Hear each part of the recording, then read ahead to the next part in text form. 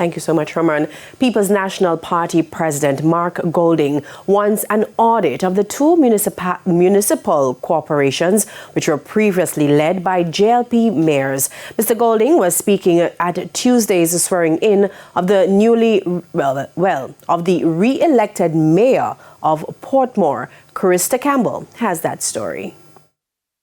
People's National Party PNP supporters celebrating Leon Thomas's return as mayor of Portmore. PNP President Mark Golding was at Tuesday's swearing in of the mayor and councillors in the municipality. It is important that the new incoming councillors take stock of what they have inherited, what has or has not been done in those councils under the leadership of the previous dispensation. So I expect all of our councils where there has been a change like that there will be a review, a careful review, maybe even an audit of what has been going on before.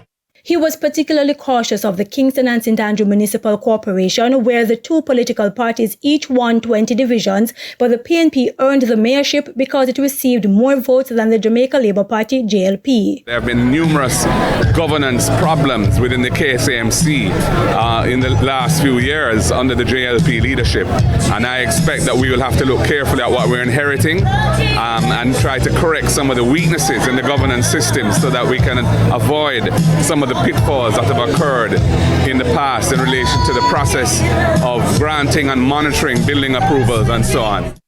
Now, 4 days before the February 26 elections, the PNP released its promised manifesto outlining plans for local government reform through community development and citizen security. Mr. Golding wants councillors to implement what aspects of the manifesto they can ahead of the general elections, which are constitutionally due by next year. There are some things that we are committed to which will require us being in government to achieve, but there are others that can be achieved by focusing on improving the standard of governance, accountability, participation, and bringing the people closer to the decision-making that affects them.